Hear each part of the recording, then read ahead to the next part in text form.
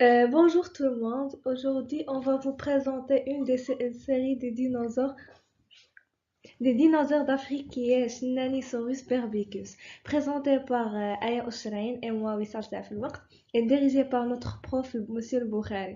D'abord, on va vous présenter le plan constitué de classification scientifique, étymologie du nom, âge, localisation géographique, et puis la taille et la masse, ensuite les caractéristiques, et puis le régime alimentaire, et enfin la sauce. La classification scientifique. Le royaume de Chenaliceros Borevicus est les animaux. La classe c'est les reptiles. Clade dinosaures. L'ordre Saurischien. Sous-ordre Théropodes. Famille Abelisauridae. Genre Chenalisaurus. Espèce Chenalisaurus Borevicus. Étymologie du nom. Découvert au Maroc en 2016 par une équipe scientifique britannique de l'université anglaise de Bath, le dinosaure Tyrannosaurus berbicus a été nommé ainsi en référence à la région de Sidi Sinad où il a été découvert.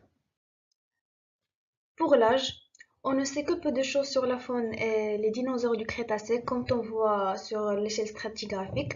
Période géologique qui s'étend de moins 145,5 millions d'années à moins 65,5 millions d'années en Afrique du Nord.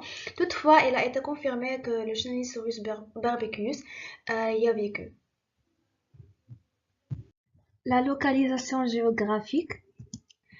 Sous forme d'un fragment rare composé d'une mâchoire, le fossile a été découvert dans les mines de phosphate de Sidi Sinane. Comme vous voyez dans la carte géographique, il est découvert dans le bassin de l'Edeb, de province Rivka. Taille et masse. Le docteur Longridge et ses collègues ont décrit l'animal comme un Tyrannosaurus avec des traits distinctifs. C'est un nobylosauridé à deux pattes de 7 à 8 mètres et d'une masse maximale est égale à 2,5 tonnes.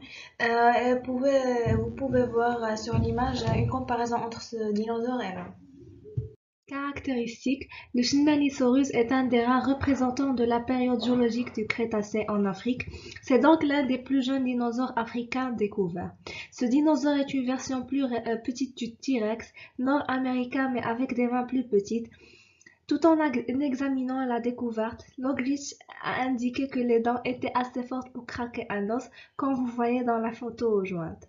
La caractéristique la plus frappante de la mandibule est l'extrême hauteur, en particulier par rapport aux dents, est relativement courte.